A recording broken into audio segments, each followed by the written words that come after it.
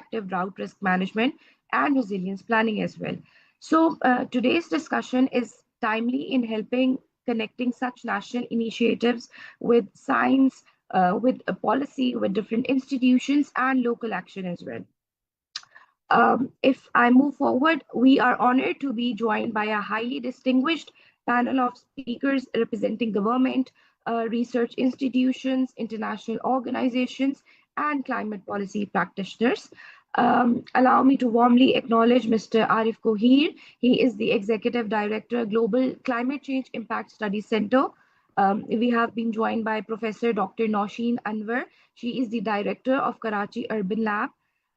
We have been joined by Dr. Kaisar Imran. He is the Manager Research, National Institute of Disaster Management. We have also been joined by Ms. Bushra Gul. She is the Program Representative, United Nations Development Program, Pakistan. We have been joined by Ms. Anam Rathar. She is the Country Lead, Climate Vulnerable Forum. We have been joined by another representative from Pakistan Meteorological Department, PMD. She is Ms. Farah Akram, and she is a meteorologist. We have been joined by Ms. Samira Kiran.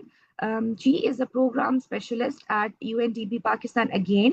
And finally, we have been joined by Ms. Nusba Shaheen. She is a senior scientific officer at Global Climate Change Impact Study Center, Pakistan.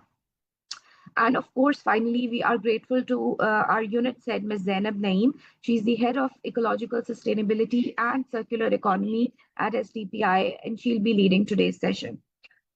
We thank each of our esteemed speakers for taking time to join this timely and important dialogue. Before we begin, I would like to mention a few housekeeping rules here. Number one, kindly keep your microphones muted unless invited to speak. And participants may share their questions through the chat box during the session. We will take questions during the dedicated interactive segment.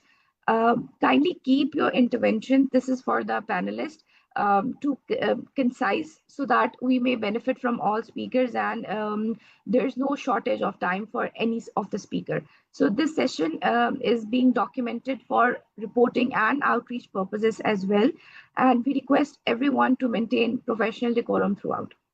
So it is now my pleasure to invite Ms. Zainab Naeem, Head of Ecological Sustainability and Circular Economy Unit at SDPI, for her opening and scene-setting remarks. Ms. Zainab Naeem, the floor is yours. Thank you so much, Amna. And I know today's situation has been really uncertain.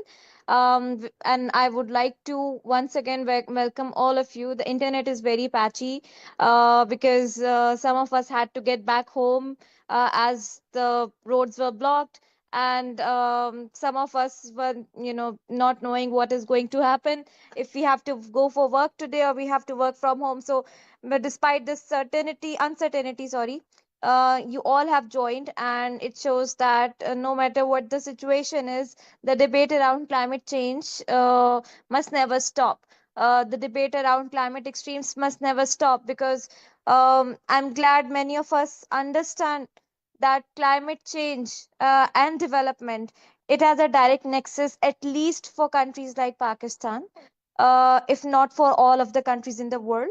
Our development totally is depending upon the climate extremes now. If we are still not understanding that if we do not link these extremes with our fiscal and development nexus, no matter what we do, we are not going to be making any progress. Rather, we will be pushed back every time when there is a flood, every time when there's a heat wave, every time when there's a drought. Almost 30 years of development is lost as per some of the estimates. Secondly, why we have decided to arrange this consultation at this point of time. Now, there were two researchers. I'm sure many of you must have gone through or must have seen it somewhere on the internet. One research is, and that has been projected at the by the World Meteorological Organization's latest climate report, that oceans are warming at a very mass scale, at a very rapid pace, and the kind of warming that they have recorded in oceans has been highest in the last 65 years. So this is available on World Meteorological Organization's report, the climate status report that is issued every year. Another research that has emerged over the last few days is the super El Nino.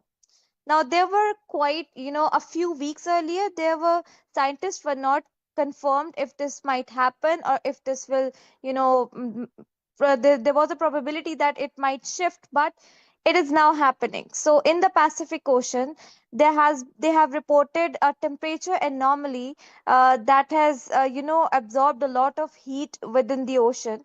And we all know that in South Asia, El Nino, whenever it occurs, it brings a lot of droughts and intense heat waves, and sometimes wet bulb like conditions are created.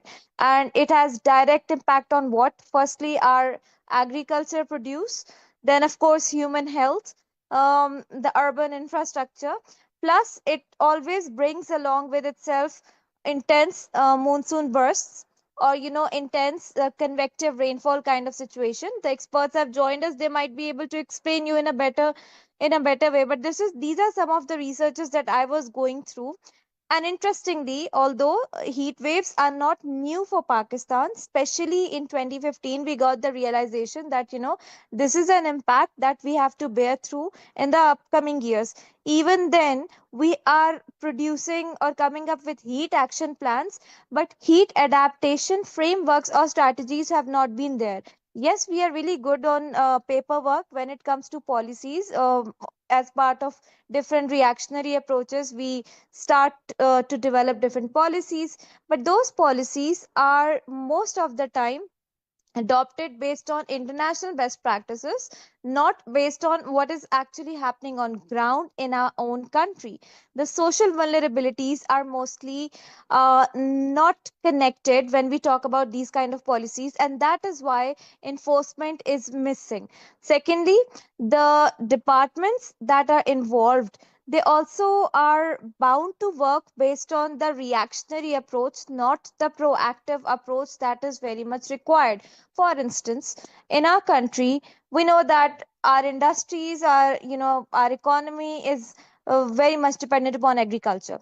But we do not have a particular agriculture related action oriented policy framework that, can support this sector, that needs to support the sector, whether that should be in terms of fiscal insurance, whether that should be in terms of a social aspect or capacity building aspect. We are not doing that. Risk guarantees are hardly there. So I think these are some of the things we need to understand, that heat waves, and increase in the number of heat days, they are now biggest macroeconomic challenge for our country.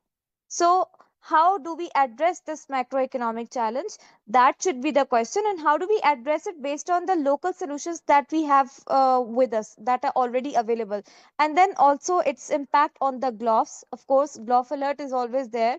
And this time the situation has been extremely unusual because we did not experience a lot of snow in the region when, when it was time for the snowfall.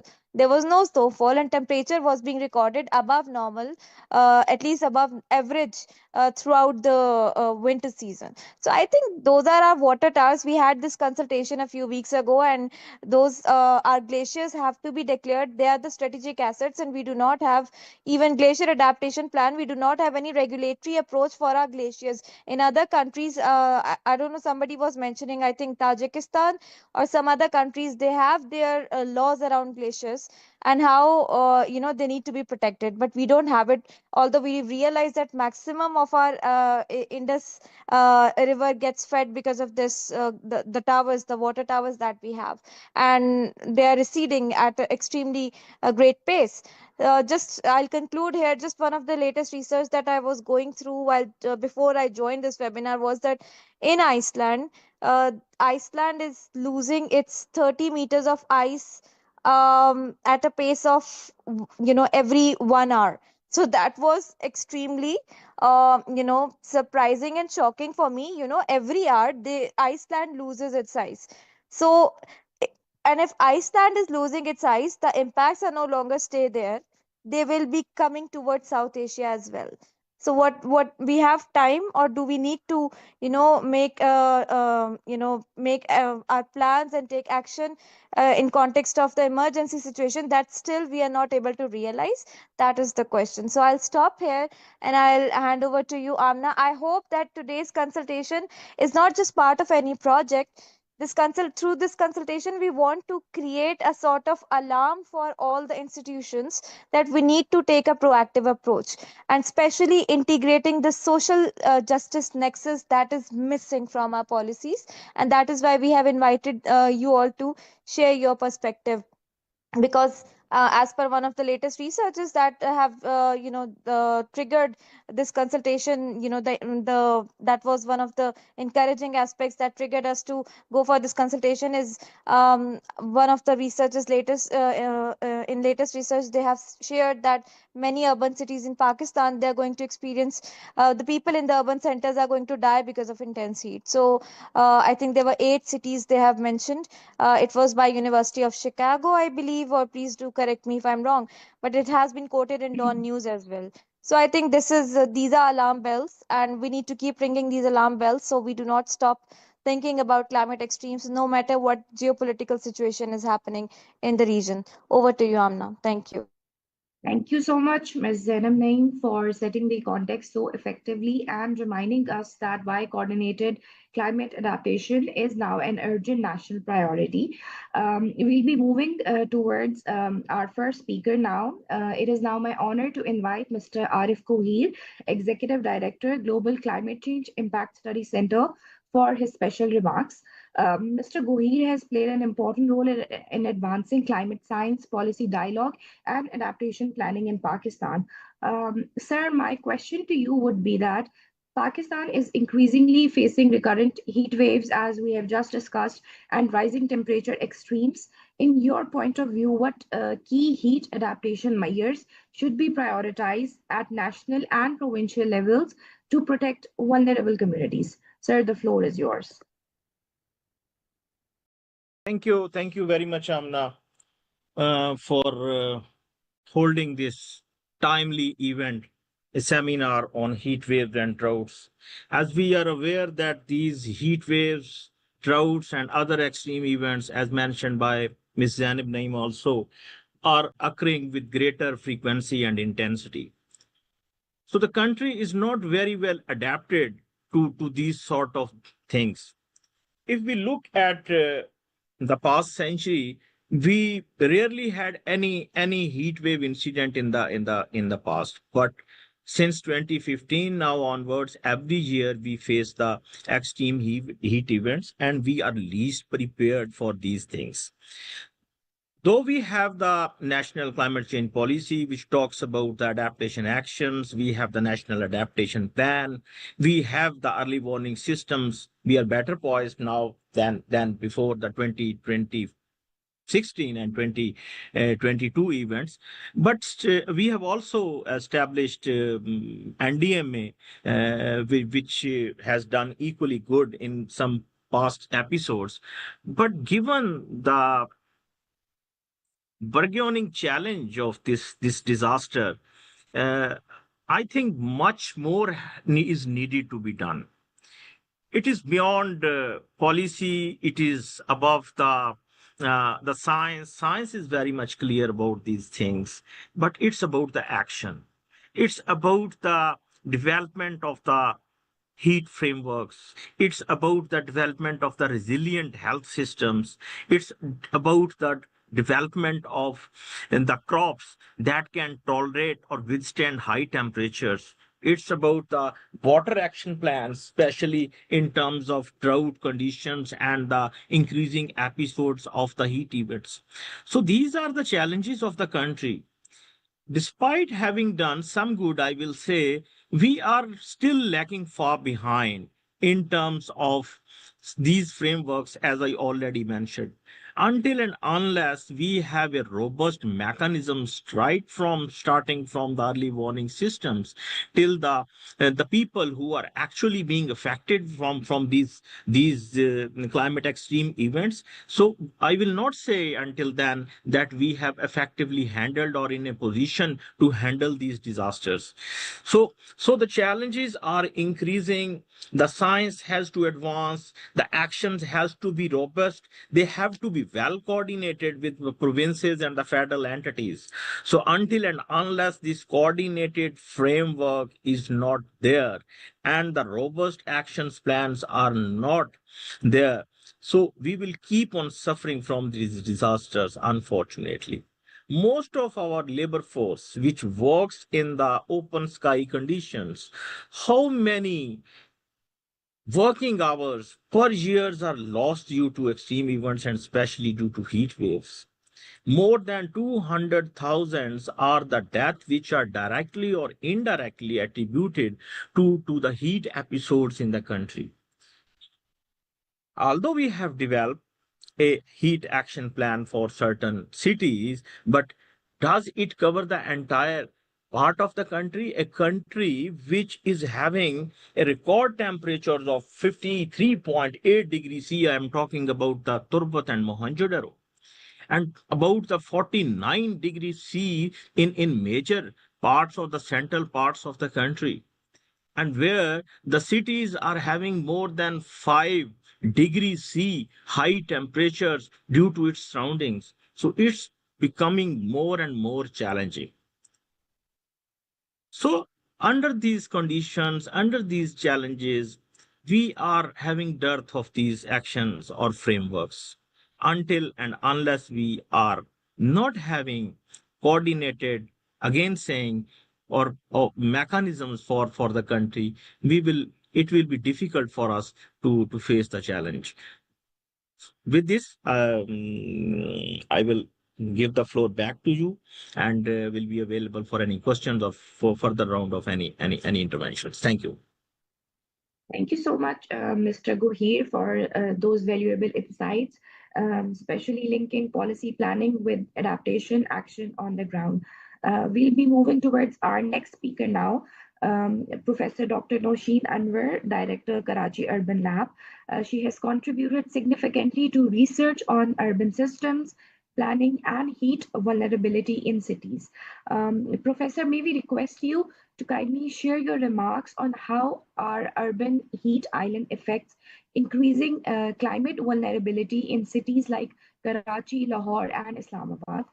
Acha, thank you so much. First of all, thank you, GSDPI, for this invite. I'm going to share a PowerPoint presentation. Is that okay? Yes, perfectly. May I request our IT team to kindly facilitate the professor? So right here, I hope you can see it. Yes, it's visible.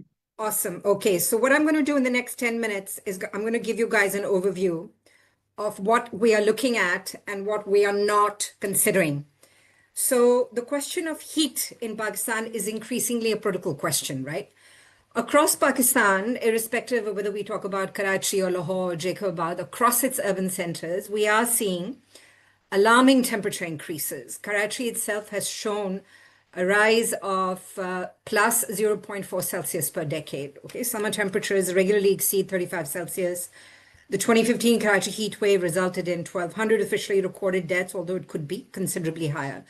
Now, Karachi Urban Lab May, we produced a heat governance report. It's available on our website. And we took 60 years of data from the Pakistan Meteorological Department, जिनके साथ हम बहुत closely काम करते हैं. Laghari Saab Karachi में, we're actually currently leading a project in collaboration with the PMD. And this particular project, which is with a climate scientist based out of King's College London, we're working in Jacobabad and Larkana, and we're looking at indoor heat exposure. And we've just installed some weather stations and indoor monitoring devices to try and actually capture the dynamics of what exposure looks like as we juxtapose indoor and outdoor dynamics together. तो ये जो हमने study produce करी थी, if you want to take Karachi just as a proxy, ये 60 साल की data हमने मसरूर एयरफोर्स बेस से ली थी और फिर पीएमडी जिन्होंने हमें बहुत फैसिलिटेट किया, और ये स्टडी हमारी रिपोर्ट में दिखाती है कि कराची की जो नाइट टाइम टेम्परेचर्स है, these have increased by approximately 2.4 Celsius and daytime temperatures by up to 1.6 Celsius.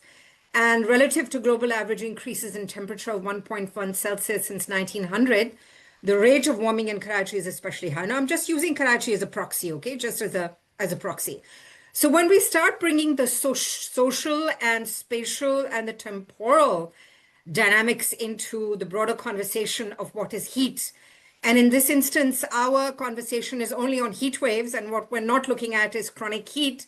And this is where we're really also in deep sort of trouble in Pakistan. Ke heat wave ke alawa, hamari conversation bharti nahi hai, chronic heat pe jati nahi hai. Whereas if we work in Africa, we're looking at African context where over there, policymakers and climate scientists, academics and activists and NGOs and think tanks are talking about heat in terms of both acute, which is heat waves, and also chronic, which is essentially long, hot summers. So the social temporal really has to do with vulnerability and inequality of urban heat exposure.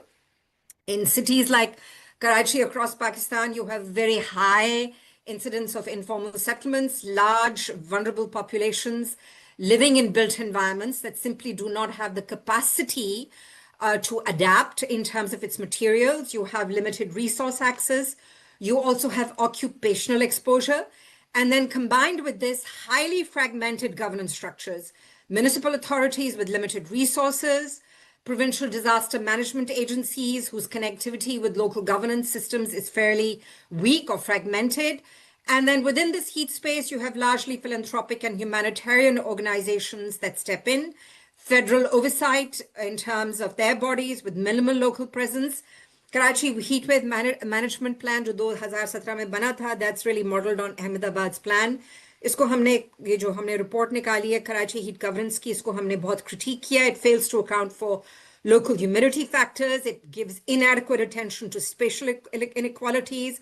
It focuses on limited implementation capacity. हमने हमारा एक बहुत massive project था funded by the Economic Social Sciences Research Council in the UK. 3 साल की study थी जिसमें हमने 15,000 हाउसहोल्ड्स को सर्वे किया था और 5,000 कमर्शियल यूनिट्स को, जहां पर we have extensive evidence that reveals a strong correlation between infrastructural inequities, informal economic participation, and heat vulnerability. Pakistan की जो National Disaster Management Authority, it must be applauded. उन्होंने एक heat action plan निकाला है. It is the first comprehensive national framework for heat management. मगर इसमें integration के challenges हैं.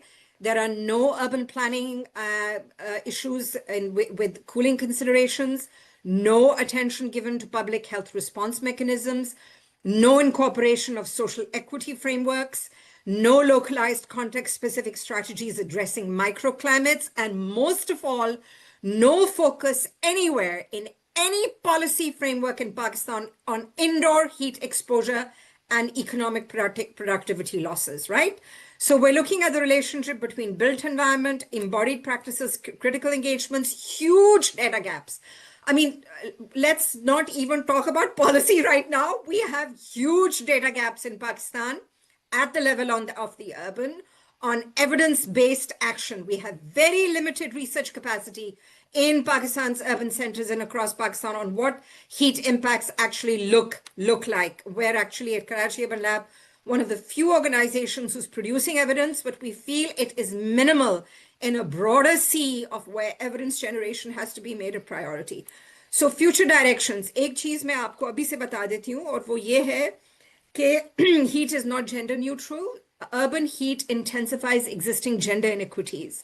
And women in informal settlements are experiencing disproportionate exposure, unpaid care burdens, mobility constraints. So if we want to talk about climate resilient cities in Pakistan, we must recognize community-based generated gender data. We must invest in feminist urban climate knowledge systems. And we must ensure that women's leadership in climate decision-making is at the forefront. And I say this with the utmost sense of urgency because in Africa and in Latin America, people are already leading the way. They are in India also. We've really, really fallen behind on all of these particular interventions and indicators. Thank you for this opportunity, and I will stop right here.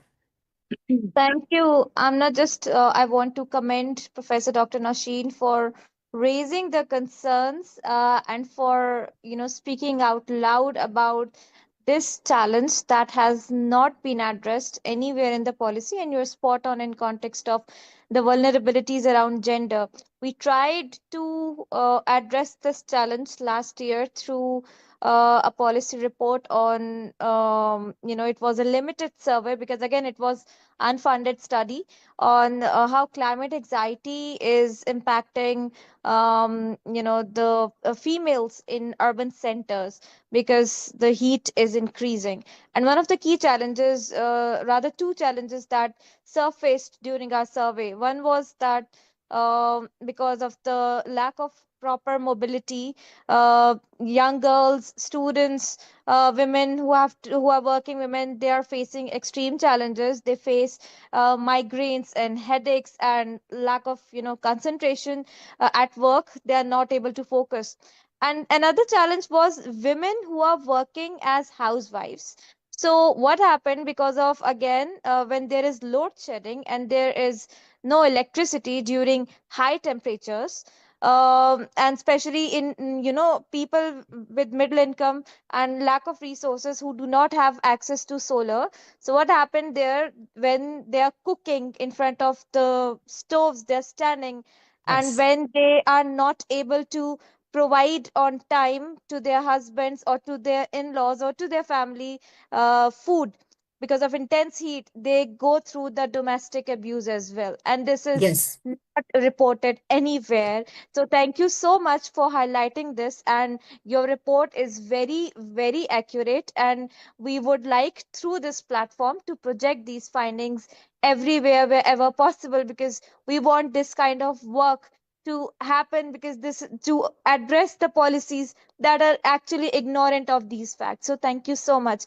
Amna, I hand over to you. I just wanted to commend the work that Karachi Urban Lab is doing. And during one of our reports that we produced back in 2022 and 23 on the country's urban climate resilience with Climate Action Network South Asia, we did look at your work, Professor Dr. Nosheen. That report was cited last year by the mainstream media because in that report we highlighted how the urban poor living in the slums go through the intense heat episodes and the chronic heat episodes when there is a wet bulb condition, and that remains unaddressed not just in Pakistan only but even in India and Bangladesh. So this is a common issue that people in South Asia are facing. So thank you so much for your intervention. Amna, back to you, please. Thank you so much, Professor Nausheen. Yes, you have a point. Yeah, I just wanted to very quickly say that, evidence-generated policy is the best kind of policy. And right now, our policy making is very top-down. And when the dynamics of evidence policy making is actually shifting in places like Africa, because I also work on African cities, and the initiatives over there between non-governmental organizations, community-based organizations, and municipal authorities, and even national and federal level governments it's huge, it's massive, where different kinds of institutions are coming on ground, working with CBOs and NGOs to produce evidence-based data that impacts policy. Pakistan में ऐसे कोई initiatives नहीं है. Or I really want to underscore that unless we go in this direction, our policy framework is going to remain what it is. Very pretty, aesthetically very beautiful, but really nothing beyond that. So there's a lot of talk, but there's very little action. And so producing research is not just about producing reports, it's actually bringing community voices to the forefront. And इसमें जो सबसे बड़ा issue right now जो निकल रहा है, अगर आप देखें, Wellcome Trust has just put out a call on climate impacts where they want to actually start focusing deeper and deeper into economic productivity losses. And the vast majority of applications that have come in towards the Wellcome Trust, हमने अपनी भी एक grant डाली है, is actually now considering indoor heat exposure, something that has been completely made invisible. So हमारा focus Pakistan पे रहा है थोड़ा बहुत in conversations on construction workers के साथ क्या हो रहा है, street vendors के साथ क्या हो रहा है, but so many livelihood systems actually happen indoors, especially in informal and low-income settlements or slums, whatever you call them. We're not even talking about indoor heat exposure. And in all our HAPs and our HMPs, the entire focus is on outdoors. So जब PMD की warnings आती हैं, कहा जाता है बंदर जाके बैठ जाएं. In fact, that is even more dangerous. If you have energy losses, water scarcities, sitting indoors can be even worse. So there is like a huge policy gap disjuncture in terms of how we are thinking about heat, acute and chronic, and how we are shaping policy. So, we need to get out of this and really start actually producing policy that is based on hard-hitting evidence and not just aesthetics and pretty reports. Thank you. Sorry for sounding so critical, but that's the way I see it. Thank you very much for this opportunity. Thank you so much, Professor Noshin, for again and again highlighting the impacts of indoor heat exposure. And we really hope that the relevant people take notice of this and we actually produce evidence-based research to solve this issue. I now invite Dr. Kesser Imran. He is the Manager Research, National Institute of Disaster Management. Dr. Imran brings a rich experience in disaster preparedness, resilience, and environmental governance. Dr. Kesser, I would like to ask you that how can disaster management institutions like NDMA better prepare for slow onset risk such as drought alongside sudden heat wave emergencies? Sir, the floor is yours.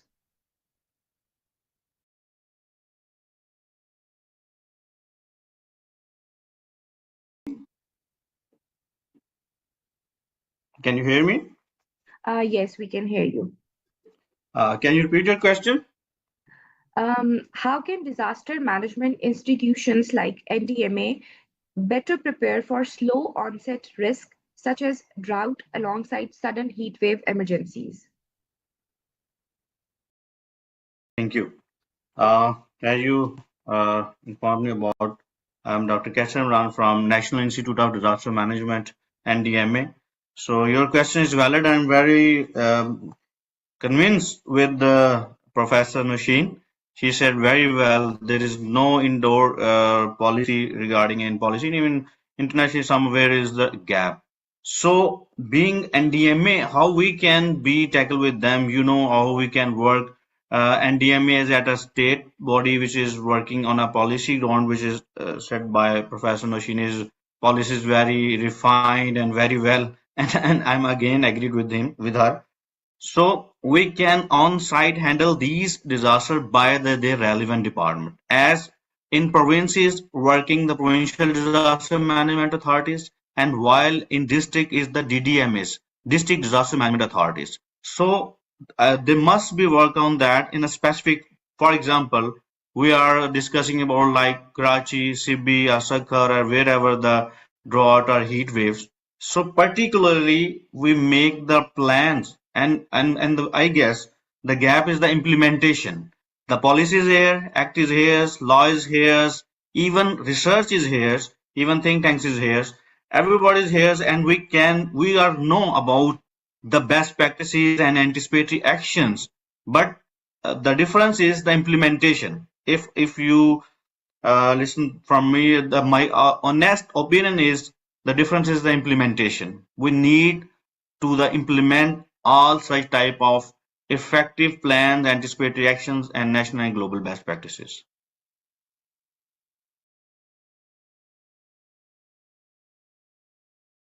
Sir, I think we have lost your voice. We can't hear you. Okay, I'm explain again कि जिस तरह हमारे पाकिस्तान के अंदर हमारे पास policies, we have the policies. We have the laws and ordinance and acts in each and everything, and we have all the organizational structures and frameworks. So it needs to be understand. Every organization has a specific role. So we should implement by their organization. Just like if you focus on heat wave or drought, you have focused all departments from early warning to response to rehabilitations. We have focused, just like I'm giving the right example. In national level, we are NDMA working at the policy level. We should make policies as I write down the indoor policy, the gap between indoor policy. We will be incorporated and we will be send the specific, like first, for example, the Ministry of Climate Change and the PMD, or who's the relevant person, we will be write them. This is the gap. So this is our task, and we will be incorporated. This is a first step. Then in a specific on-site, just like you can see the Karachi or Sibbi or wherever is the heat wave and drought, you can go there, the specific province in the Provincial Disaster Management Authority who is dealing with that, and in the particular districts who's the DDMS, District Disaster Management Authorities, and all departments who are aligned with them, like agriculture. If will drought, you can make the crop like a drought resilient crop. If we are heat, you can make such policies. Like, this is not the only solution. You can close your schools and universities and every building. When you are going the indoor, there will be the heat. You can make some cooling sun centers. So this sort of what I get from your question. This is a specific question. On site, we can be handle the heat wave and drought by their organization and specific implementation. This is basically the gap between them, I guess. Thank you so much, Dr. Kesar. But we want to know here that if organizations lack technical capacity to understand the impacts of climate extremes, the impacts the climate extremes are creating, and not able to handle the policy enforcement, consequently, the departments are failing. What would you like to say on this regard, sir? So I'm agreed with you. If any organization is the technically capacity lacking, then they must be enhance their capacity building. Then they must be do such trainings and capacity buildings and such type of courses and activities, and they must be do by their obviously higher ones. They must take up it. And if as I did being a manager sir here, so I accept it and I do this. I will do this. This is the policy gap, indoor policy regarding heat wave. So we will incorporate it. So same like that, being think tank, you can deliver and you can disseminate and you can alert them. This is the gap, and this is your technical gap of the organization, as Professor Nushin said very well. So I guess if we are positive and we want to be serve Pakistan, so we should take up and we should accept it and we should be modified. Thank you so much, Dr. Kesar Imran, for emphasizing preparedness and institution coordination. It is now a pleasure to invite Ms. Bushra Gul. She is the program representative, UNDP Pakistan. UNDP continues to support resilience building and climate adaptation initiatives globally and in Pakistan as well. Ms. Bushra Gul, I would like to ask you to share your perspective on what global practices can Pakistan adapt to strengthen resilience against recurring heat and drought events? Ms. Bushra, the floor is yours. Thank you so much, Amna. Good morning, everyone. Assalamu alaikum to my dear colleagues. First of all, I'm honored to have this opportunity to address such a distinguished audience.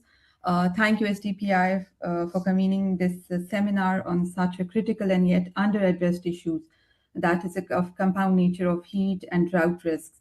We know that these hazards are interconnected and they're mutually reinforcing. As heat waves, we know that increase our evaporation, water demand. It is worsening the drought conditions because drought intensity is reducing our vegetation, and that is leading to our food insecurity. We are all well aware of the fact that Pakistan contributes less than 1% of the global greenhouse gas emissions. It's a very negligible carbon footprint, but the impact of the climate change on our country is huge. Heat waves, we all know, is not a new phenomena. It's a recurring phenomena, and it is creating issues of drought that is critical with profound implications on our national prosperity. So the overall impact on these droughts is now on our food insecurity they are facing. And for countries like Pakistan, it is now very important for us that we need to adapt to strengthen our resilience against these recurring heat and drought events. And the most important thing is that we need to shift from actually crisis management. That was the focus of the government and the policymakers up till now. But now, looking at the global perspective, it's important that we need to shift from this crisis management to drought preparedness and to adaptation measures. That is the only way that can significantly reduce our vulnerability and our exposures at all levels. We need to focus on our climate governance, and by combining this with our risk reduction, with our adaptation, preparedness, and measures along mitigation. And that is the only way where we can provide a comprehensive strategy for our country. We need to focus on the preparedness by integrating our disaster risk management, our ongoing climate change adaptation policies, our ongoing initiatives, be that based on our early warning systems or be that based on our social protection plans, because we know that these droughts are not only impacting our economic activities, but they're also impacting our health, and that is indirectly leading to our economic activities. So we need to focus on our resilient, sustainable, and inclusive planning now. That will be fundamental for both our preparedness and our response. Now, looking at the global perspective and looking at the global best practices, they are now based on the nature-based solutions, actually. And these nature-based solutions are interventions that are designed to protect, to conserve, to restore, and sustainable use of our natural resources, be that our terrestrial resources, our freshwater resources, our coastal or marine ecosystems. So we need to address that socially, economically, and the environmental challenges that we're facing. Because these nature-based solutions are such that they are providing us with, they have the ability actually to buffer directly the impacts. They have numerous co-benefits. They complement each other. And these drought resilient measures can go up to, we can have crop insurance in that regards, we can have early warning systems, we can have traditional engineering solutions, we can have agriculture best practices that will include our drip irrigations, for example. We can have drought tolerant wheat and rice varieties because of the food insecurity that Pakistan is facing. We can increase our water filtration into aquifers by capturing and directing water towards the high infiltrating areas. We need to protect our natural ecosystem, as that is what the global perspective is now, by avoiding our conversion and improving our and protecting our forest lands. And then we'll have high filtration, soil moisture. We need to improve our forestry management practices. We need to improve our quality terrestrial biodiversity, and a special emphasis on the catastrophic fire risks that we're facing in our cities these days. Native regeneration is very important. We need to preserve our mangrove, our coastal mangroves in Sindh. They are a very important resource for Pakistan. They protect us against the storms, and they have the ability for sequestering carbon. So these are some of the best practices that Pakistan can adapt to. But whatever needs to be done, these best practices, we need financing. That is where the Pakistan lacks. That, as we know, that the international funds are shrinking. We do not have any more grants when coming and asking and requesting for grants. This is because of the US backout. We are facing a shrinking of the grants. So we need to focus on how to invest these interventions. It's not only coming up with ideas and interventions and designing interventions, it's how to implement them on ground. So for this, I need to urge this important matter that we need to involve our private sector. We need to build their capabilities in order to invest in such interventions, in order to fight for this drought and all the interventions related to heat and drought, because we know that public financing is not sufficient enough for these needs. We need billions and billions of dollars now to invest in this. And the next point of emphasis will be what I've missed out is the urban planning in this regards. We need to focus on urban planning, because we are not realizing your rapid urbanization in the country is contributing to your urban heat island phenomena. Countries like Karachi, Lahore, Rawalpindi, Gujranwala, they're all suffering to urban heat island phenomena. So we need to focus on our urban planning now too, in order to cater these heat and drought phenomena in the country. Maybe we can go for vertical plantation, as the world is witnessing good impacts on that. We need to look at the different aspects and different interventions that Malaysia, especially doing, Indonesia, Malaysia is doing to preserve deforestation and vegetation. So that is an important and a very good international practice that can be adapted in Pakistan.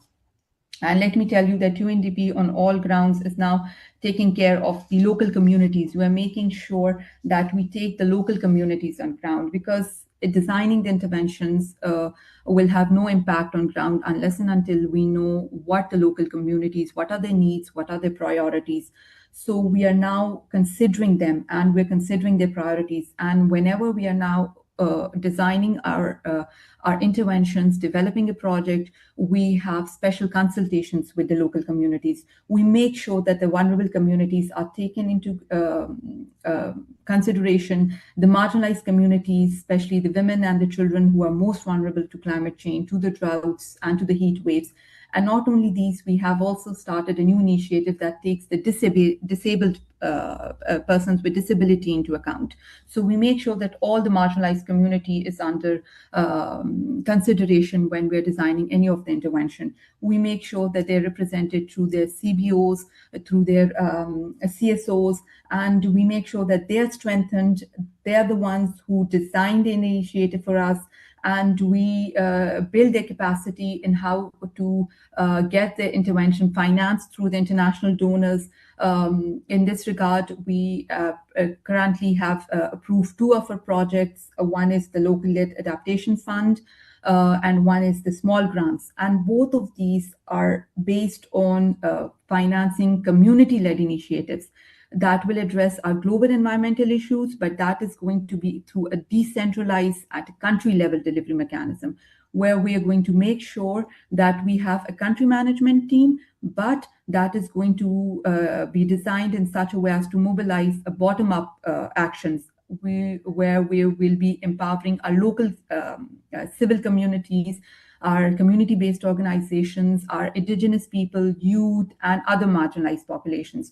So we are very much focusing on the locally led adaptation plans now, and how to facilitate them, how to empower them, and how to, because we now realize that unless and until the local communities and to have an impact at the global and at a higher level, we need a bottom-up approach now. So that is it from my side. If you have any other questions, and please do answer. Thank you so much, Ms. Bushra, for sharing international good practices and development perspectives as well. We'll be definitely coming back to you for the second round of question. I now invite Ms. Anam Rathar. She's the country lead Climate Vulnerable Forum. She has been actively engaged in amplifying perspectives of climate vulnerable countries and communities. Ms. Anam, I would like to ask you that, can you share your perspective on how can Pakistan ensure that climate adaptation policies remain equitable and responsive to the most vulnerable communities in Pakistan? For sure, and Assalamu alaikum everyone. Almost good afternoon. And before I jump into the question, I just wanted to give a bit of a context of what I'll be talking about and some of the jargon that I'll be using. So when I refer to Climate Vulnerable Forum and Vulnerable 20 Group of Finance Ministers, CVFE 20, for those of you who don't know, I'm talking about a group of 74 climate vulnerable countries from the global south, which includes Pakistan. And we're working together to push for a fairer climate finance, agenda and a stronger global action. And I'll also be referencing the Climate Prosperity Plan, CPP, and it's CVFE 20's flagship program, and it's also a document by the Ministry of Finance. And it's more of a, you can say, Pakistan's national framework investment strategy that tries to do something slightly different. It connects climate action with economic planning. So instead of seeing climate as a risk, it looks at it, in how we can invest into resilience while we create jobs, protect livelihoods, and strengthen economy. And yeah, coming to the question, climate adaptation policies को हम कैसे equitable responsive कर सकते हैं for most vulnerable communities. And I think the starting point should be कि in Pakistan, even in Pakistan, we talk about how it's it doesn't emit that much globally. Its carbon footprint is not that much, but it's being impacted a lot. But even in Pakistan, vulnerability is not evenly distributed, and we've discussed this today as well. Uh, it's not just about where climate impact happens, it's about who feels them the most. So we talked about heat waves in Karachi, and the same heat waves in Karachi, they don't affect everyone equally. If there's a drought in South Punjab, it won't hit all the households the same way. So when we talk about equity in adaptation, we really need to talk about shifting from a one size fits all approach to a more people centered approach. And I think that is also something that Professor Nausheen, talked about.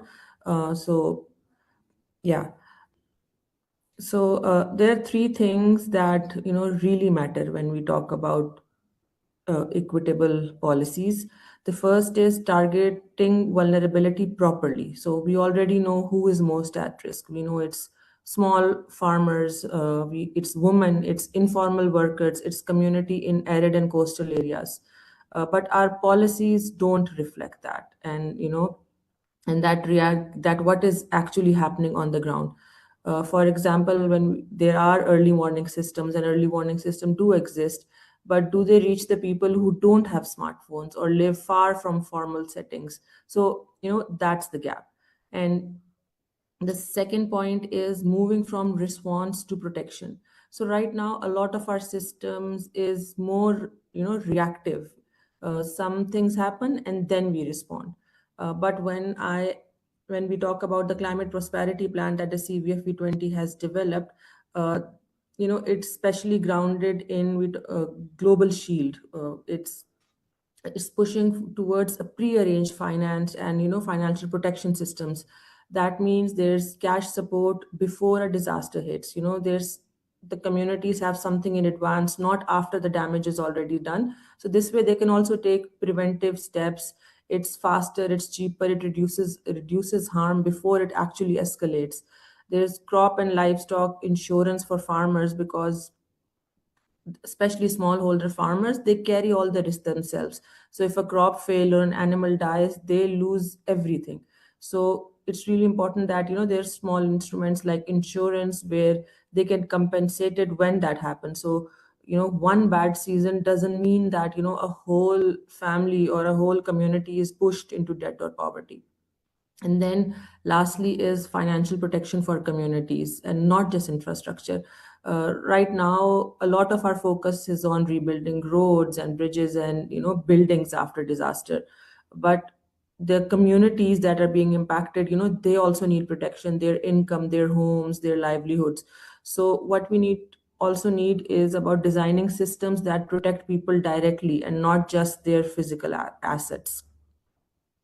Because for vulnerable households, in most cases in Pakistan, recovery is not guaranteed. One shock can and usually does push them into permanent poverty. And the third point is embedding equity into investment decisions. Uh, the climate prosperity plan is very clear on one thing, that adaptation is not just a policy issue, it's an investment issue. So if we are investing in climate resilient agriculture, we talk about water systems, infrastructure. So that is all happening, but we also need to question that who is benefiting first. We are building all these, making these big investments and building all these big infrastructures, but through that, are we again reaching the smallholder farmers? Are we reducing risk for the poor people? Are we creating jobs locally? Because if adaptation investment doesn't reduce inequality, they can't actually deepen it. So for Pakistan, equity in adaptation is not an add-on, it's the difference between when we talk about resilience and a repeated crisis. So whenever we talk about adaptation, it's really important that equity becomes, a main part of it. Thank you.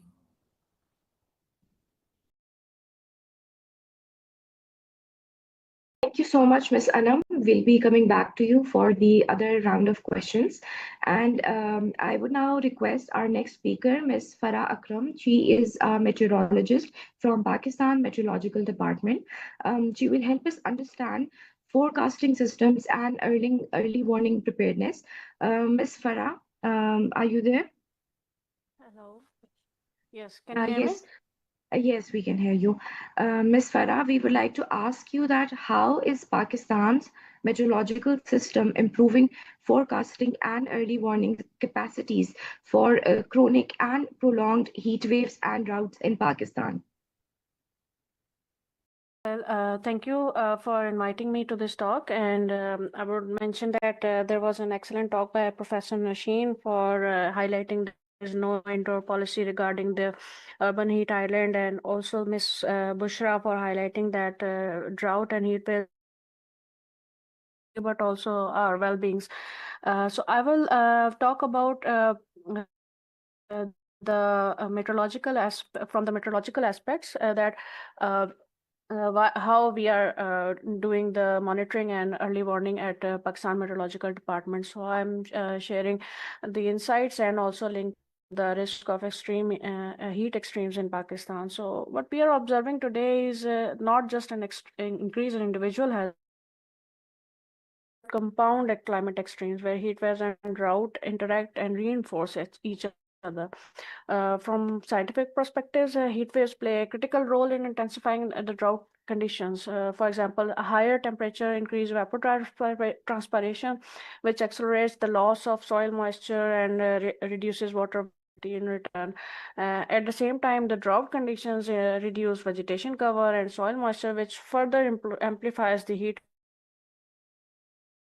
The two, and there's these both of these are interlinked. So in recent years, we are also observing that the emergence of flash droughts, which are actually the rapidly developing droughts, which intensify within few weeks instead of months. So this is actually high temperatures, just like heat waves, and reduced or inconsistent rainfall, like very few decline in soil moisture due to heat and reduced rainfall. So here I will also highlight the issue of groundwater that, for example, in Islamabad, there is a lot of groundwater extraction, and recently CDA has implemented some adaptation strategies for such kind of drought events that they have introduced the recharge wells as in their policy that each new construction will have accommodate the rooftop runoff. So unlike conventional droughts, which evolve slowly, flash droughts can develop quickly and impact agriculture in return critical crop stages and leaving very little time to respond. So it is essential for us to view heat waves not as separate hazards, but both of them as interconnected in the climate system. So climate we are also doing some climate projections analysis from IPCC, and some of our results show that the annual maximum and minimum temperatures are projected to increase, indicating that overall warming. The number of days which are exceeding 40 degrees centigrade are also expected to rise in all long and near-term scenarios. Also, the consecutive dry days, which are the key indicators of drought persistence. We have also analyzed the rainfall patterns on seasonal scale. So the core monsoon season indicates increase, like intense rainfall, torrential rains are increasing. However, there's more droughts during the winters. The winter rainfall is declining. So the drought is expected to increase during the winters. So this variability increases uncertainty in water availability and complicates the planning. And both indicate the heat stress and drought risk to intensify in future. As for forecasting and early warning progress, drought monitoring systems are in the past years. We are using satellite-based indicators such as vegetation health index, soil moisture, and some other derived indexes, which are part of their decision support system developed by IWMI. We are regularly assessing drought and monitoring it and disseminate the information in the form of bullet alerts.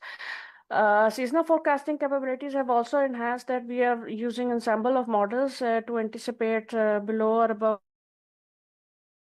and advance, and this information is disseminated on 1 month to 3 month time scale all the stakeholders and also the government entities. Thirdly, the early warning system dissemination has also improved. Just like I said, that coordination with government departments has improved, but it still needs improvement. There's also impact-based forecasting mechanism like our agromat centers and forecasting section,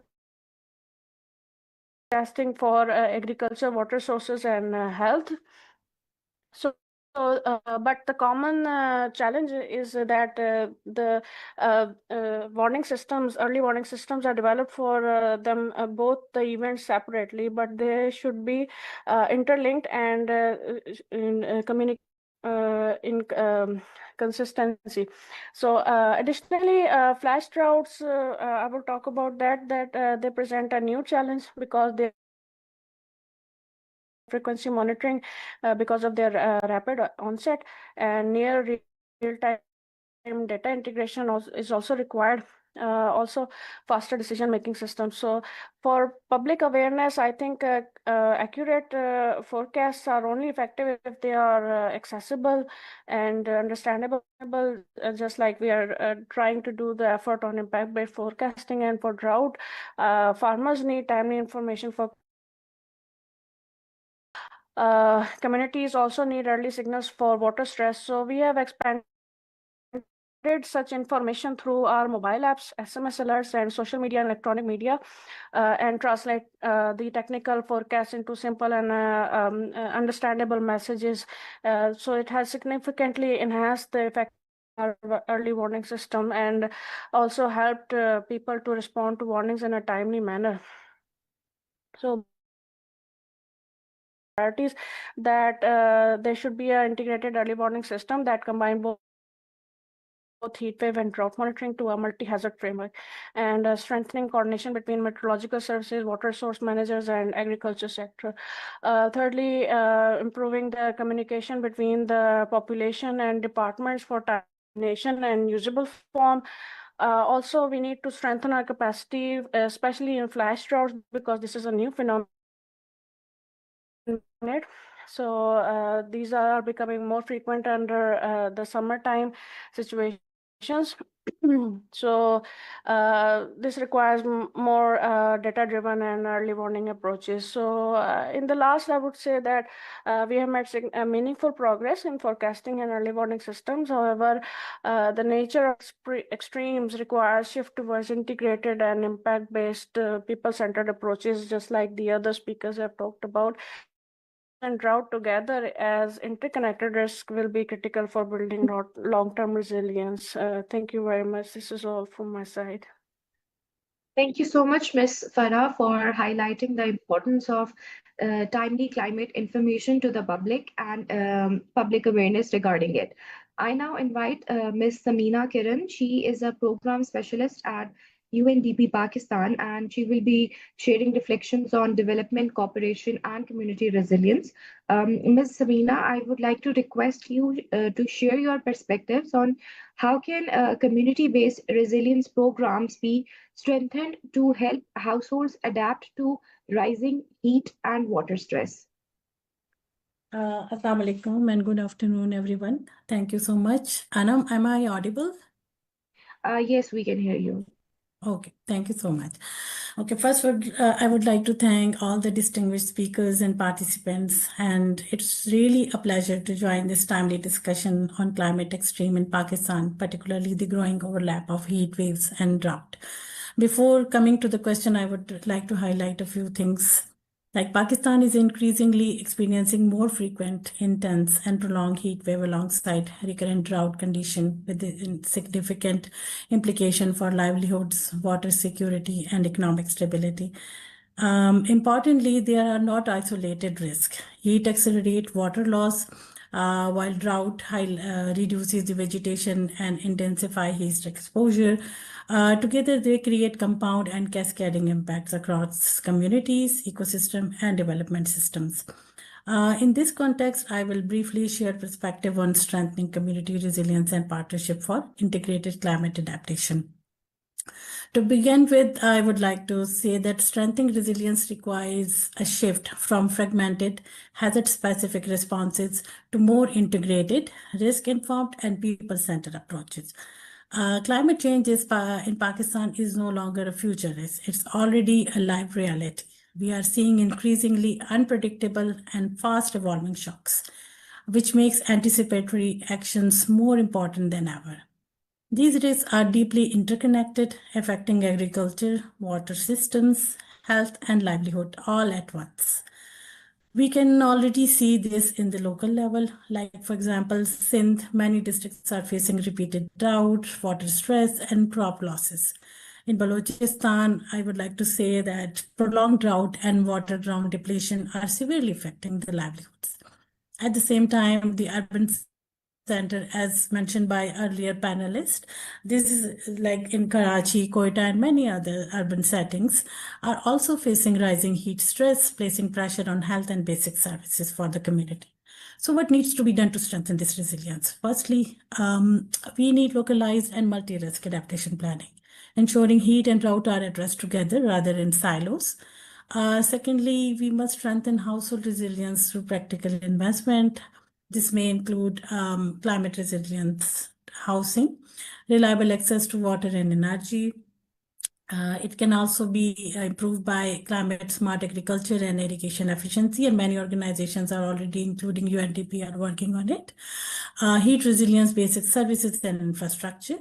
We are already seeing promising example, for example, like solar-based water system in Sindh are improving water access in drought-prone areas, while small-scale water harvesting in Balochistan is also helping community to cope with chronic scarcity.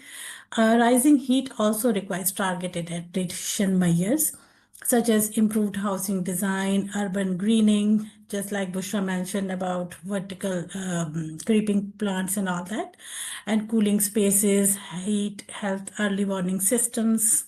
Many panelists also already spoke about early warning systems and community awareness on heat safety, which is also the need of time. At the same time, strengthening a diversified and climate resilience livelihood is essential. UNDP is supporting this throughout renewable energy solutions, including solar, mini-grid, and energy-efficient irrigation systems. Another priority is linking the early warning system to anticipatory action. UNDP is supporting the expansion of heat wave and drought early warning system, enabling community to act before losses occur. Finally, I would like to add that resilience must be inclusive, ensuring women, youth, and marginalized groups are effectively engaged in planning and decision-making process. In the end, to conclude all the discussion, I would like to share that if we continue to address heat and drought in isolation, we risk solving neither effectively. So integrated approaches are essential and need of time. Thank you so much. Thank you so much, Ms. Samina, for those important perspectives on partnerships and resilience programming. We'll be coming back to you for the second round of questions. And now it is my pleasure to invite Ms. Nusba Shaheen. She is a senior scientific officer at GCISC, and her work connects scientific evidence with planning and policy responses. Ms. Nusba, I would request you to shed light as a senior scientific officer and illuminate us with your perspectives on how can scientific research and climate data be better transferred into practical policy actions for addressing prolonged and chronic heat waves as well as drought risk in Pakistan. Thank you very much, Amna. Assalamu alaikum and good afternoon to everyone. So thank you very much for providing me the opportunity to talk about the very important issue of climate extremes, impacts on food security, its implications, and resilience pathways. So I will respond to the guiding questions posed by yourself. By drawing on research insights from GCISC, I will highlight how climate extremes are affecting our food security, and we will examine what policy frameworks exist, and I will also outline some potential adaptation strategies. So just give me a minute to display my presentation. Is my screen visible? Yes, we can see your screen. Okay. Can you see my first slide, title slide?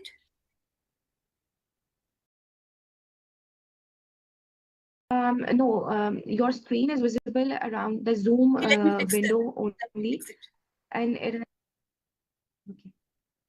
May I request our IT team to kindly help her?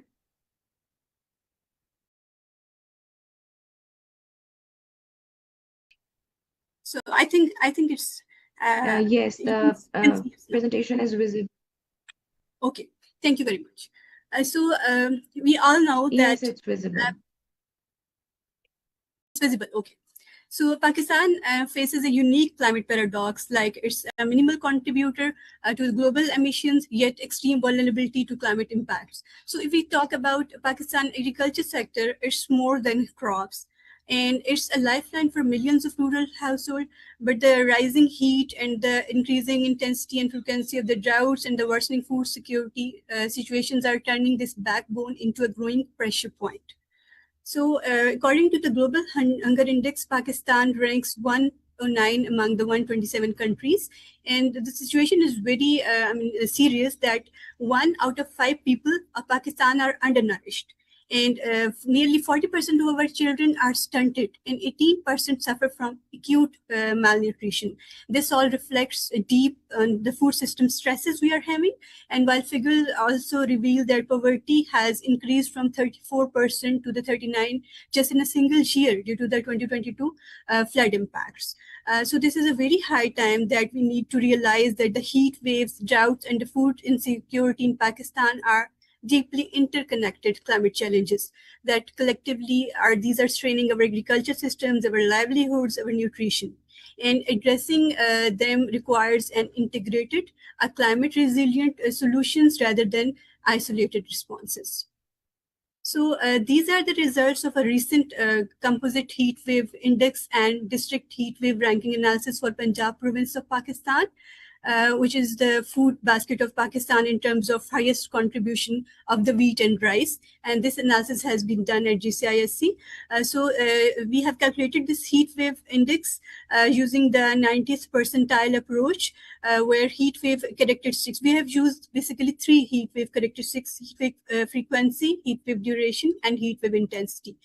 First, we have quantified these, then we have normalized and combined to form a composite heat wave hazard index. And this methodology is very much aligned with the WMO and IPCC guidelines. And then we have aggregated this index at the district level to generate hazard maps and ranking, which you can see on the screen. Including identification of the top 10 most affected districts shown here in the form of a table. So what we can see from the results, one of the crucial finding is that Lodra is a district of South Punjab. It ranks number 1 as most vulnerable district in the historical vulnerability with the highest intensity, which is 43 degree, and the longest duration, 24 days. And our results also indicate that the central and southern Punjab show the highest heat wave vulnerability. And these are the districts from Pakistan's wheat basket and the rice tract, and can have direct food security implications for all of the country. So these historical patterns must inform our current adaptation priorities at the district scale. And then this slide shows future heatwave vulnerability projections under the extreme scenario for the 2031 to 2050 near century period, early century period, and our further results indicate, and future results indicate an alarming shift.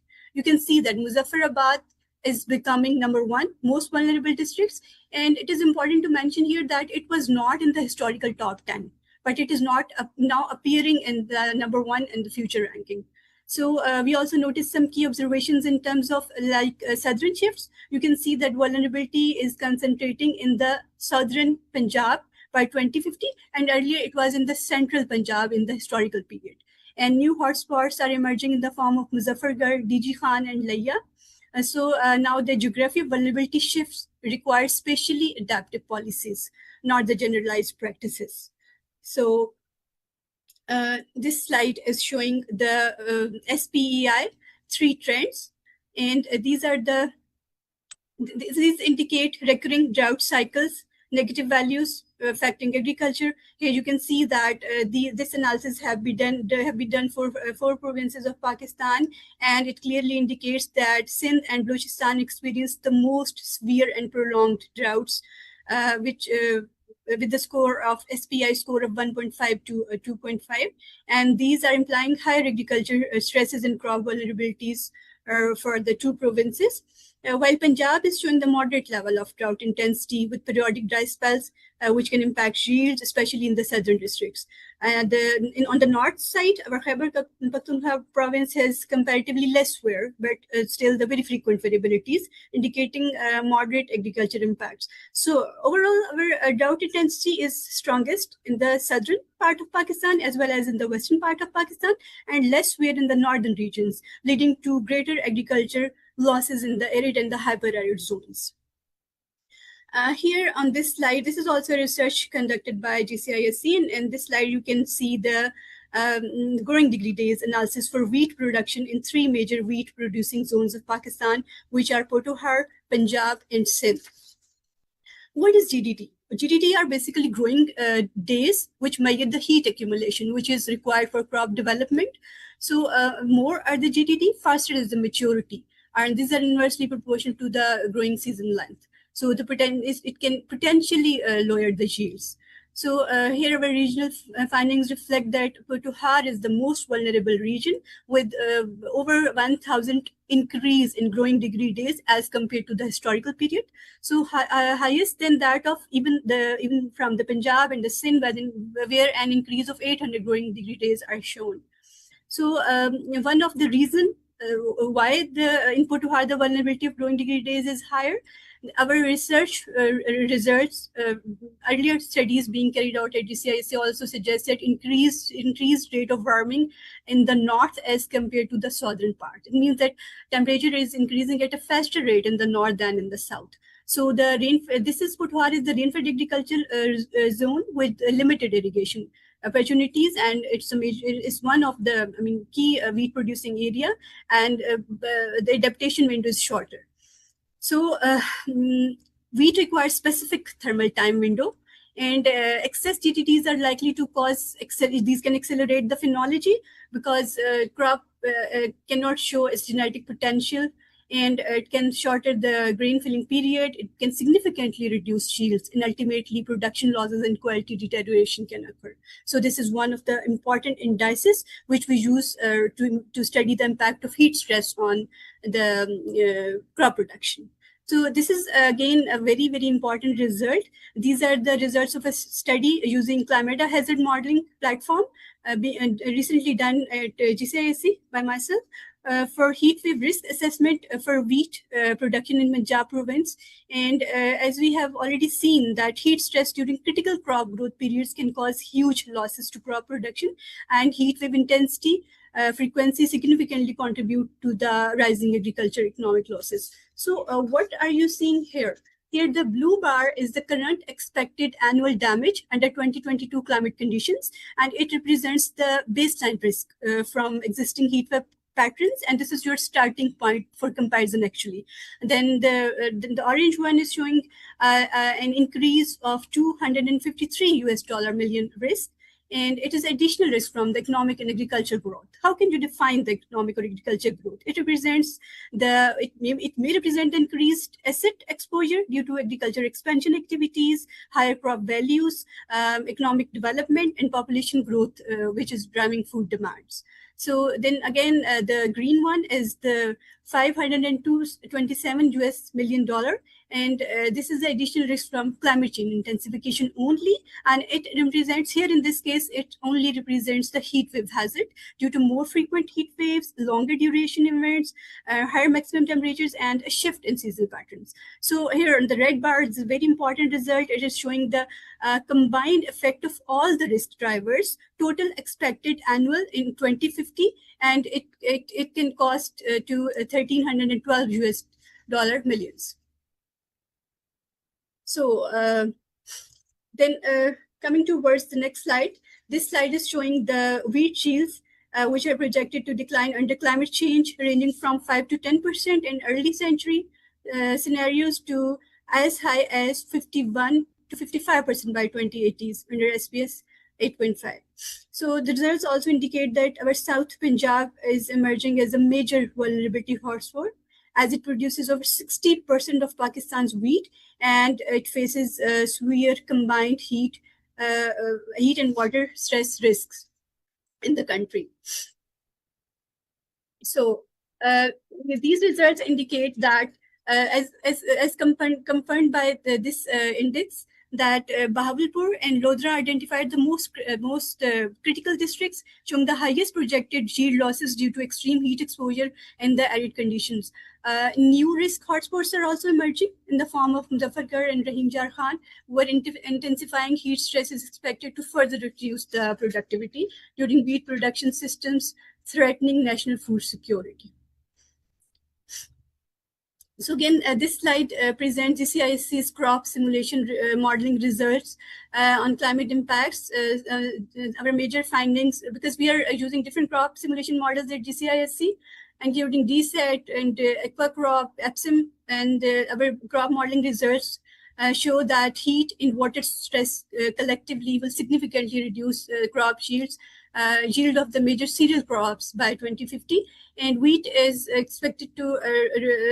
expected to reduce by 5 to 15% under the extreme scenario till 2050, and rice 10 to 21%, and cotton for cotton it ranges from 31 to 39% loss, while maize is a crop which can account for 20 to 34% loss.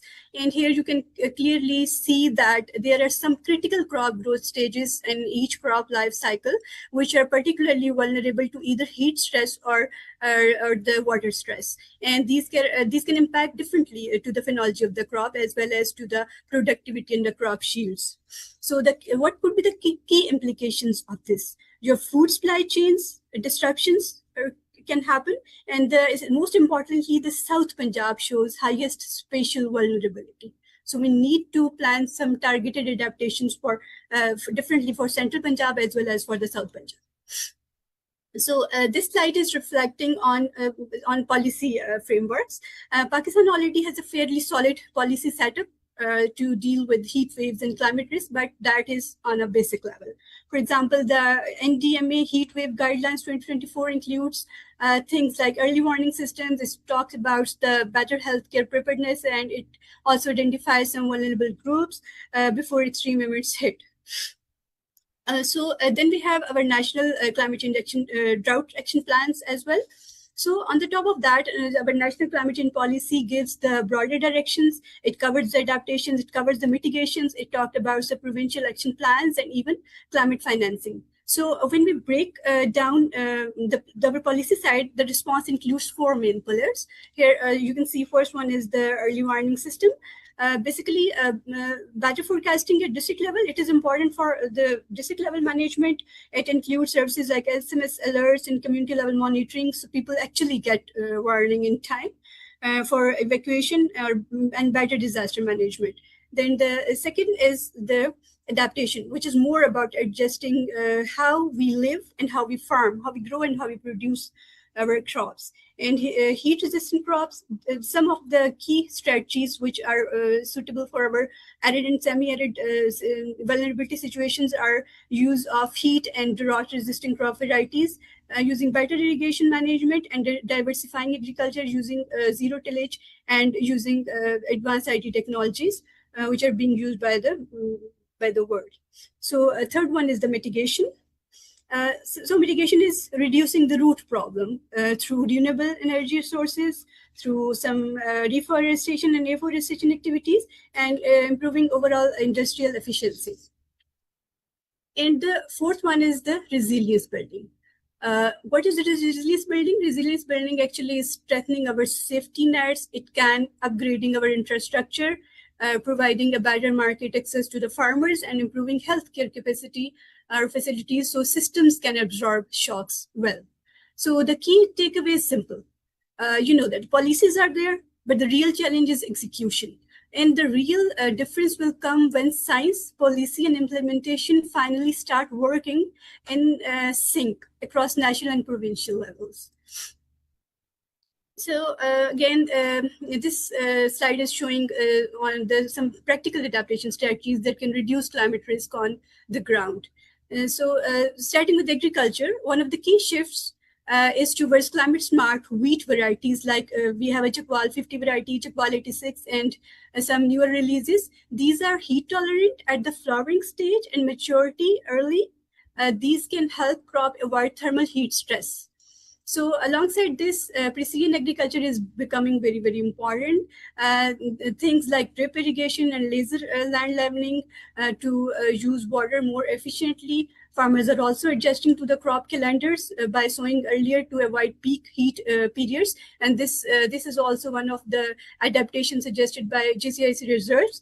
The moving crop window in agroforestry and multiple cropping systems are also being promoted to improve the resilience and to reduce the dependence on a single crop. So what could be done at the institutional level?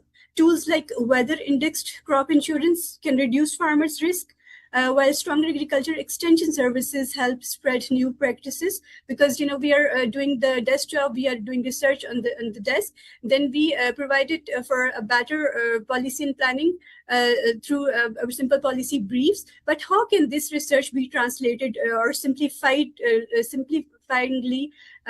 communicated to the farmers? These are the extension services which can help facilitate communicating our research results and some recommendations. So there is also need for more research into heat stress physiology along with better cold storage and supply chain infrastructures.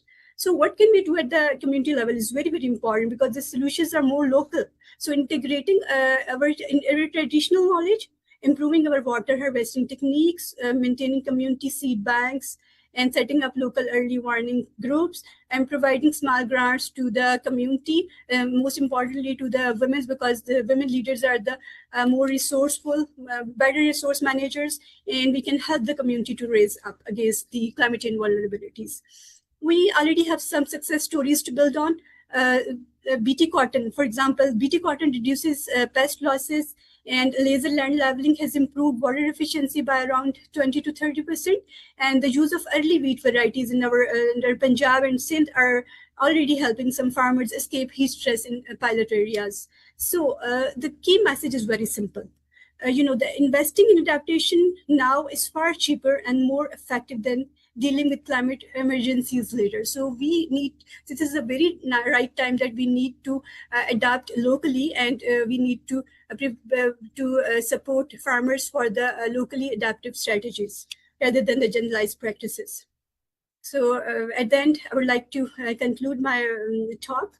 So Pakistan faces multidimensional climatic risk. Heat wave, droughts, food insecurity are interconnected challenges which require integrated responses.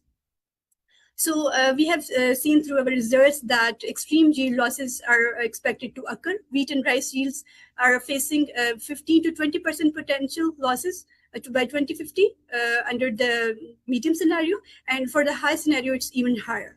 And our drought vulnerability risk, we have already witnessed through our results that Sindh and Balochistan are more drought-prone areas where the intensity and duration is very high. While on the KPK side, the frequency is more high, but the duration and the intensities are moderate level. So we are also facing critical food security hotspots like Bahalpur and Lodra are emerging as very, very critical food security hotspots. And now this is a very high time that we think about district level adaptation practices to cascade the impacts on South Punjab's agricultural economy, because this is a very important region. You know, we are producing wheat from South Punjab, we are growing rice, cotton, sugarcane. So urgent adaptation needs evidence-based policy responses include heat-resistant crop varieties. These include the climate-smart agriculture practices. But remember, every practice is not a climate-smart agriculture. Climate-smart agriculture practices are those which can include adaptation strategies, mitigation, and how you can increase your livelihood sources. And the social protection programs are very essential. With this, thank you very much. This is all about from my side. And if you have any questions, we can discuss it later. Thank you. Thank you so much, Ms. Nuspa, for such a detailed explanation about the climate data sciences. We will be now coming back to Ms. Professor Nosheen. Professor Nosheen, I would like to ask you that what practical urban planning measures can cities adopt to reduce heat stress for vulnerable communities? And with that, I would like to ask you this as well, that as we have mentioned that indoor heat stress is not being addressed at the moment. So I would like to ask you what interventions you propose to tackle with that thing as well. So thank you so much, Zainab. So just very quickly, this is a lengthy subject and we could talk about this ad nauseum. But for the purposes of our gathering here today, and since we don't have that much time, I'll just point out a couple of pointers on this, because this is an area in which I work. देखिए, एक तो ये है कि I think one of our colleagues earlier, perhaps it was Zainab or one of the others, had mentioned that urban planning का जो पूरा agenda है वो adaptation plans में, mitigation plans में, national और municipal levels पे उसको मर्ज करना बहुत ज़रूरी है, क्योंकि वरना हमारा पूरा पॉलिसी स्पेस बहुत और planning space, both policy and planning space, will remain very fragmented and disconnected. And so we don't have that integration yet.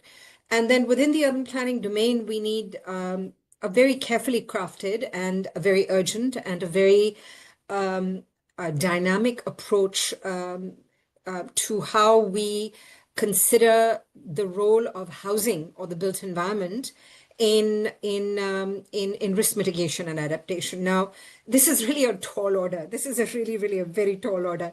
So it's a tall order because housing policies in Pakistan are anti-poor.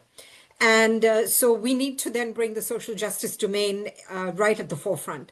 Now, what does this mean? That when it comes to risk mitigation or adaptation or coping, there's passive and there's active, right? From a passive perspective, people on ground within informal settlements and low-income settlements are already taking steps to do whatever they can. But it's not enough, right? So this is where Sarkar ka hona on ground bada zaruri hai. And this means that Sarkar has to very seriously take up the proposition that when it comes to housing upgradation, that certain kinds of measures have to be put in place. And this is the active side of interventions, that community knowledge is taken on board. And I'm glad to see earlier in the earlier presentation just now, the presenter, talking about the importance of community-based knowledge being taken on account. And this matters also, it matters in every context. So even in the urban context, when we start looking at housing adaptation, risk mitigation, what is happening within communities and how can community knowledge be taken on board for, well, what are the basic sorts of adjustments that can be made, for making homes more resilient to heat. Ab isme energy or water ka role to bahut hi essential hai. So, I mean, this is again where evidence-based policy making is very important. So, for instance, we have only anecdotal evidence. We do not have hard evidence on, well, when it comes to, for instance, indoor heat exposure, and we're looking at home-based female workers, because there are large percentages, significant percentages of the informal economy where women are working at home in cities like Karachi. And they're not just as caregivers, but involved in livelihood systems across a multitude of different low-income and informal settlements. And we have no idea how energy depletion, load shedding, and this is what one of our colleagues earlier mentioned also, is impacting their livelihood system. So how are women adjusting, right? They may be intervening at a more active level or a more passive level in terms of making adjustments, or maybe nothing is happening, right? So we need hardcore evidence. And this is about gender all across. This is not just about women, it's also about men, right? Essentially.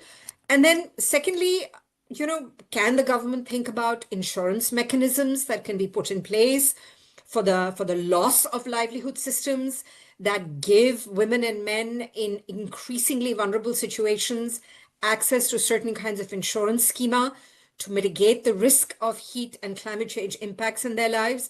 And of course, इसमें दोनों heat waves or chronic heat or flooding का भी role hai. I mean, we're looking at a situation now where increasingly across urban centers in Pakistan, the question of resilience has become very, very alarming because लोगों की जो recovery है वो अब बहुत questionable हो गई है because of compounding extreme events and their impacts. We go from a heat wave season to extreme precipitation to a long bout of chronic heat to a short bout of cold spell to then an onset again of chronic heat and then another heat wave spell. Sort of these cyclical scenarios are, I think, in my personal opinion, and from what I see happening on ground, creating exceedingly deleterious and very, very questionable and alarming impacts on people's lives in terms of how livelihood systems are impacted and how health is impacted and the cost of health, essentially, also. This is not talked about. It's economic productivity losses, it's housing adaptation interventions, and in relation to that, the cost of health that jiske bare mein koi zikr nahi ho raha in the broader, so these interconnections between heat waves and droughts, when you open up the black box of this, then really scales down in the context of cities to how housing adaptation policies then also interconnect with health, interconnect with livelihood systems. And then, I mean, अब देखिए हमारा scenario क्या है पाकिस्तान के शहरों, हम तो उठा के लोगों को बेघर कर रहे हैं. I mean, this is happening in Islamabad right now. The CDA is evicting people from long-standing informal settlements and low-income communities. So हमारी policy, हमारा पूरा policy landscape इतना contradictory और इतना violent हो गया है, on the one hand, that the conversations that we are having in this forum are not connecting with what's actually happening on ground. So these measures are really only going to stay at the level of conversation unless we really take head on all of these issues when it comes to how, policy can actually make a difference in the lives of ordinary citizens. So thank you. I'll stop right there. Thank you so much, Professor Nosheen, for once again highlighting the importance of connecting and taking everything and not considering all of the things in silos, but working towards a collective action for those who are actually getting affected by it. I would now request Ms. Anam to kindly tell us that what lessons can be drawn from other climate vulnerable countries in amplifying voices from the global south.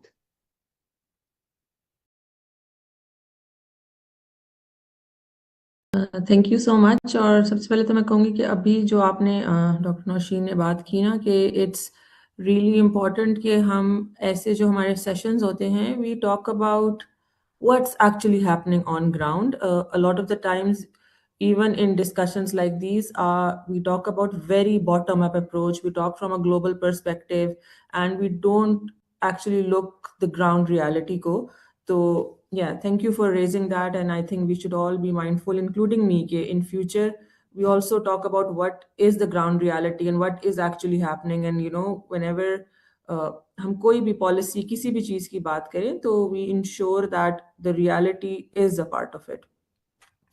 And yeah, so back to the question ke exam lessons from other climate vulnerable countries. I think when we talk about voices from other climate vulnerable countries, global south, this is where the CBFV20 experience becomes really powerful, because what we've seen in the global south countries, they're not just victims of climate change. I mean, they are at, that's why they are climate vulnerable countries, but they are also increasingly shaping the solutions. And one key lesson is that collective voices really matter. And that's one of the reasons CVF V20 came into being, that on the sidelines of these big global climate negotiations, it was in the start, it was like countries like Maldives, which will be underwater in a few years, and Bangladesh and all these countries and their head of states, they came together and they were like, we need to collectively raise our voice where global climate change policies are being made. Countries which are being impacted or the most impacted should be the one shaping these decisions. And that's how CVF V20 came into being. And that's how we also look at it, that individually a country like Pakistan will struggle to influence global climate finance systems, but together through CVF V20, where 74 countries who are facing similar challenges, we've and in the past few years we've been able to push for things like the loss and damage recognition, acknowledging that vulnerable countries who are already facing irreversible climate impacts should be supported and not left to deal with these costs alone. The Global Shield Against Climate Risks was formed, which is a system to get fast, pre-arranged financial support to vulnerable countries when climate disasters hit. So response is quicker and more predictable. And then also, there's also like a lot of discussion and work being done on reform of the global financial systems, because right now how the global financial system works, climate vulnerable countries can access funding. No, if we the reform with the reform, the global climate finance architecture, countries which are vulnerable will be able to access funding, more easily, affordably, and at a scale that they actually need. So that shift from asking for help to shaping the agenda is very critical. Another thing that is really important is linking climate finance, linking climate to finance and not just environment. And we're talking about the government setup here. Of one of the biggest shifts globally is that climate is now being discussed, or by the finance ministries and not just the environment ministries. अगर हम climate prosperity plan को देखें तो it reflects the shift very clearly, because when we look at it, we look at climate risks as an investment strategy. We look at a fiscal resilience strategy, and we look at a development roadmap. And that is exactly what a lot of vulnerable countries are doing. They are reframing climate as an economic issue and not just as an environmental one. Another really important thing is it's south-south learning, and south-south learning is more practical than north-south transfer. Countries which are facing similar challenges like drought, heat, debt constraints often have more relevant solutions for each other. Instead of we look at north-south transfer where their conditions, their economy, how vulnerable they are, how they deal with issues is completely different from us. So for example, it's important, and this is what we've discussed today, that it should be nature-based solutions, it should be community-led adaptation, it should be low-cost resilience models, because these are the things being developed across the global south, and they're often under resource constraints, which makes them more adaptable and more resilient. So again, the climate prosperity plan, it builds on this idea. It positions Pakistan not just as a recipient, but as a contributor to shared solutions. And then finally, I'd like to say that, it's really important that we amplify voices, bringing local realities into global spaces, because the real experts, और जिस तरह हमने ये बात भी की, जो real experts हैं वो कौन है? वो हमारे वही local farmers हैं, वो हमारी local communities हैं, वो हमारे frontline responders हैं. Because even me, like, I've had 18 years of education, I've been working for decades, but the reality of what's actually happening on ground, I can go and visit those places, and I can, talk to those people, and I can look at statistics and spatial data and everything. But the lived reality also brings the real expertise. So unless these perspectives of these people, the real experts, their perspectives shape national and global decisions, adaptation will always miss its mark. So जो मुझे लगता है कि आज की discussion से यही हुआ है कि it's really important when we talk about equity, when we talk about these compounding climate impacts, हम bottom up approach को ज़रूर करें और इंश्योर करें कि the people on the front line, their realities are depicted in the policies. So I would just conclude by saying कि पाकिस्तान का challenge जो है वो adapt करना नहीं है. It's to adapt in a way that is fair, grounded, and forward-looking. Thank you.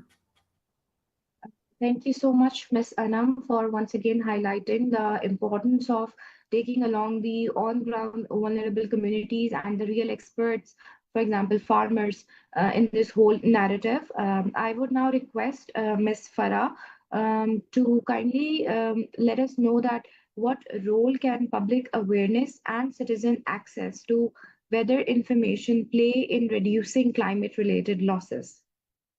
Well, actually, as I highlighted before, that if, no matter how much accurate forecast we issue, they will only be effective if they are accessible and understandable and actionable. So in this regard, I think public awareness is also a responsibility of NGOs, that they also try to educate the local communities to how to respond to such situations. For example, we do issue alerts through mobile platforms, social media, and it is very simple and in the form of very simple and actionable messages, that they educate that how in case of this situation, how they need to take cover, and how they need to manage the water when there is water stress, and how they need to do the crop management and water management for this. For example, our National Agromet Center, they issue impact-based forecasts, but this information needs to be disseminated to a local farmer, that this impact, how his crops are going to be impacted by severe weather. For example, heavy rainfalls or extreme heats. Similarly, our Agromat Center also issues the crop calendars, that how the seasons are shifting, and how they need to monitor their sowing times and harvesting times. But this information remains on our websites and SMS alerts, but this information is not disseminated to the local farmer or local communities. So this gap is basically need to be addressed, and there should be a policy for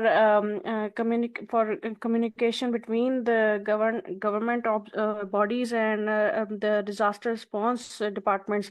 For example, there's also a gap between our data sharing policy, that even most of the departments I see and observe that they also try to do forecasts on their ends, and so everybody is doing forecast instead of one department whose sole responsibility is issuing alerts and forecasts.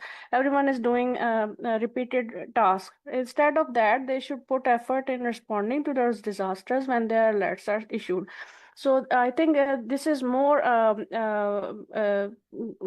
this issue needs to be addressed in a more effective manner, and educating the public also need to be addressed, and it should be part of the policy, that how the disaster response teams are educating the local communities, and especially they are communicating with the NGOs, that they go to the local level and communicate such issues. Yes. Thank you so much, Ms. Farah. I would now request Ms. Samina to let us know that what role should partnerships between government, donors, and civil society play in accelerating climate adaptation outcomes? Thank you so much, Amna, once again. Yes, while working on climate adaptation outcomes and accelerating it, the role of partnership is very essential, very important. And I would like to highlight, like climate adaptation in Pakistan requires strong coordination among partnerships and robust institutional systems. Climate change is no longer just an environmental issue, as we mentioned earlier. It is fundamentally a governance, economic, and human security challenge requiring anticipatory and risk-informed development planning. Government leadership is no doubt remains foundational, and Pakistan is, as we all know, advancing its NDC 3.0 with the government's UNDP supporting technical analysis and stakeholder engagement and investment planning. However, a major constraint or challenge remains the climate finance. Pakistan needs far exceed available resources, making blended finance and some improvement required in project preparation and international cooperation absolutely critical. Again, like UNDP is supporting climate finance mobilization through mechanisms such as Green Climate Fund and Global Environment Facility, while also promoting renewable energy and clean cooking and energy access. The climate and disaster risk finance and insurance also has an important role to play in strengthening Pakistan's ability to manage climate shocks, such as heat waves and droughts. Pakistan is supporting climate and disaster risk finance and insurance to shift from reactive post-disaster relief towards pre-arranged and predictable financing mechanisms. This enables faster response, protects development gains, and reduces fiscal pressure on government systems. By linking adaptation planning with risk-informed financing, climate and disaster risk finance and insurance can enable Pakistan to move toward anticipatory resilience system, ensuring timely response to heat, stress, and drought while reinforcing long-term economic stability and social protection. At the same time, partnership also focuses on strengthening the institutional system. So this must include building the capacity of local government. As many of us already highlighted, we have capacity issues as well. So local government for climate planning and response, the local capacity should be improved. Developing the pre-arranged finance instruments through public-private partnership, which is also a need of time. For example, contingency funds, parametric insurance, risk pools to enable rapid payout during the extreme heat and drought events. Similarly, the strengthening climate data, risk analysis systems, and decision support system is also need to focus. Expanding Ms. early Samina, warning. Yes. apologies to cut you. I would request you to kindly wrap up in just next 1 minute because we are running short of time. Okay, so to conclude this, I would like to say that at the local level, this civil society support community engagement, private sector bring innovation, and the government ensure the policy coordination is also it's the need of time. And resilience is not built through the isolation project, but it is built through systems that connect community, institutions, and investment. Thank you so much. Thank you so much. I would now invite Ms. Zainab Naeem for the closing remarks and national way forward. Thank you so much, Amna, and thank you so much, everyone, all the speakers who have contributed today. While listening, all of you, and it's not just today, but over some time, I have been thinking this through. That I mean, and I'm sure this is something, this is a thought that must have been resonating with all of you. Professor Noshin has also highlighted it. That I mean, enough with the consultations and conferences and everything when we are not able to take the necessary action that is missing. But then I also think, yes, we are very good at policies. We have created so many documents and so many, ideal documents that other countries can adopt. The issue is not creating policies. The issue is that when those policies are not evidence driven, when those policies have evidence from international best practices, yeah, it's good to benchmark, but the local evidence is missing. That is the missing link. And to generate local evidence, although it looks like we are still sitting in the stone age when other countries have worked out evidence based policies even in the developing world, yes, but that is a missing link and that is a gap we need to address. especially when we talk about data and systems, and the approach that needs to be taken based on equity and social justice. And because development, as Anam was talking, that development, the solutions have to come from the people who are actually bearing the brunt of these challenges, bearing the brunt of those policies that they never created, and even in future they won't be having a say in those policies, so it is essentially not going to work. So the idea of creating or generating debate around this issue is not merely to come up with a report, but the idea of generating debate around this issue is to ignite the necessary emotions that are missing. For instance, Dr. Noshin, your report, your talk about indoor heat and everything. I'm sure now many of us who are sitting in Islamabad, who are not living in Karachi, but who are sitting in Islamabad, who might have not interacted with people in the urban slums, they would at least, bring this up with the policymakers who are not, as of now, addressing the challenge in the policies. First thing.